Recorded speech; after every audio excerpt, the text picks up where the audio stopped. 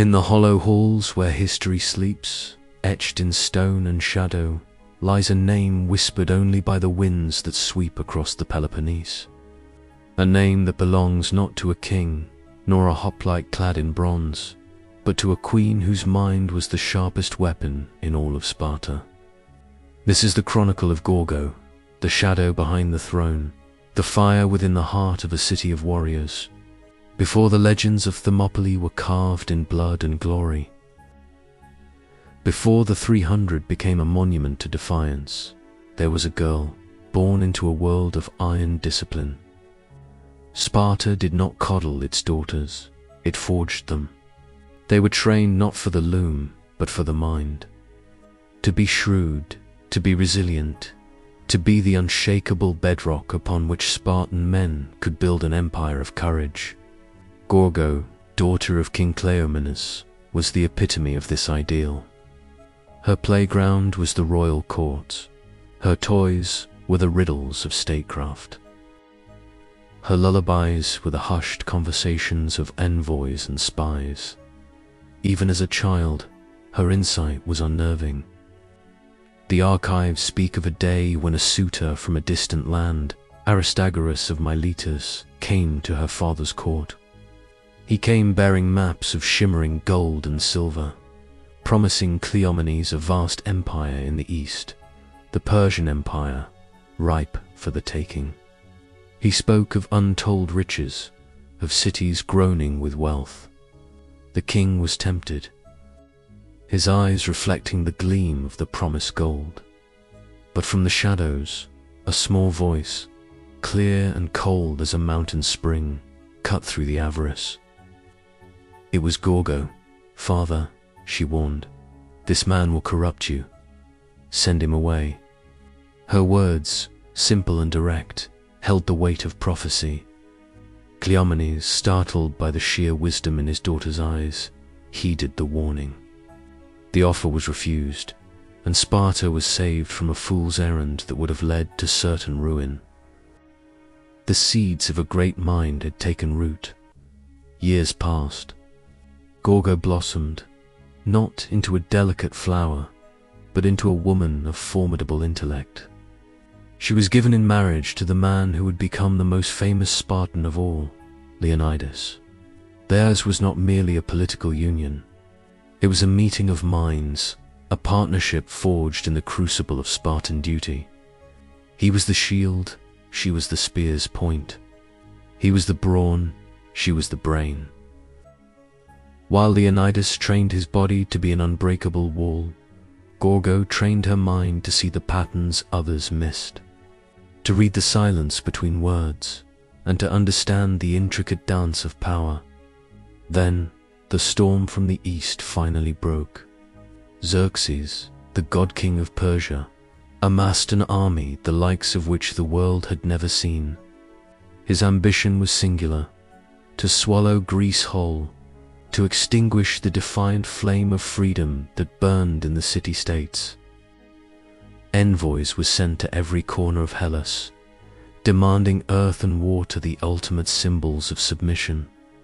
Many cities, trembling before the sheer scale of the Persian host, bowed their heads, but not Sparta. When the Persian messengers arrived in the heart of Laconia, their arrogant demands were met with a chilling response. They were cast into a well, told to find their earth and water there. The die was cast. War was inevitable. As Leonidas prepared for the impossible, as he handpicked the 300 men who would march with him to their glorious doom, a moment of profound significance unfolded. A secret message arrived in Sparta from a sympathizer deep within the Persian court. It came in the form of a simple wooden tablet, its surface covered in blank wax. The Spartan elders, the ephors, were baffled. They turned it over and over, searching for a hidden latch, a secret compartment. They saw nothing but wood and wax, a meaningless, empty slate. They were ready to discard it as a cruel joke. But Gorgo, summoned to the council, looked at it with different eyes. She saw not what was there, but what was not. Her mind, honed by years of quiet observation, pierced the veil of the obvious. "Scrape away the wax," she commanded. Her voice held no doubt, only the cold certainty of truth. The elders, skeptical but desperate, obeyed. And there, carved into the wood beneath the wax, was the warning. The full, terrifying truth of Xerxes' invasion plan. The land and sea assault, the numbers, the strategy all laid bare. Gorgo had not just solved a riddle, she had saved Greece. Her insight gave the allied city-states the precious time they needed to rally their forces to prepare for the onslaught.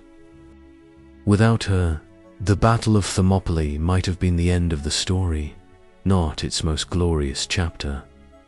Leonidas marched north to the Hot Gates, to a narrow pass where legend would be born.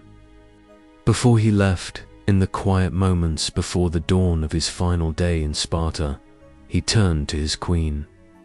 In a city that forbade public displays of emotion, their farewell was a silent testament to their bond. He knew his fate. He was marching to his death, a willing sacrifice for the future of his people. He told her, as his final instruction, to marry a good man and bear strong children. It was not a command born of sentiment, but of pragmatism. He was ensuring the continuation of the Spartan spirit, the spirit she so perfectly embodied. She watched him leave, her face an unreadable mask of resolve. She did not weep. Spartan queens did not weep. They endured. They ruled. While Leonidas and his 300 held the pass, creating a legend that would echo through eternity, Gorgo held Sparta. She became the regent, the anchor in a storm of uncertainty and fear. She governed with a steady hand, her presence a constant reminder of the iron will that defined their people. She managed the city's resources, calmed the anxious populace, and dealt with the political machinations that churned beneath the surface. She was the silent guardian, ensuring that the home her husband died to protect would remain worthy of his sacrifice. The news of Thermopylae eventually reached her, news of a glorious defeat, of a king and his men who had fought until the last, becoming a bulwark against tyranny. Her grief, if she felt it, was a private, sacred thing, locked away in the fortress of her heart. To the world, she remained the Queen of Sparta, her dignity a shield, her intelligence a sword. The story of Gorgo is not a tale of grand battles or heroic charges. It is a story of quiet power, of intellectual might that can turn the tide of history. It is a reminder that the most formidable weapons are not always forged in bronze, but in the crucible of a brilliant mind. She was the unseen force, the whisper in the council rooms, the mind that outmaneuvered an empire.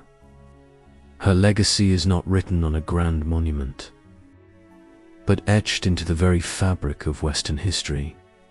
For without the queen who could read the silence, the stand of the 300 might have been in vain, and the song of freedom might have been silenced before it was ever truly sung.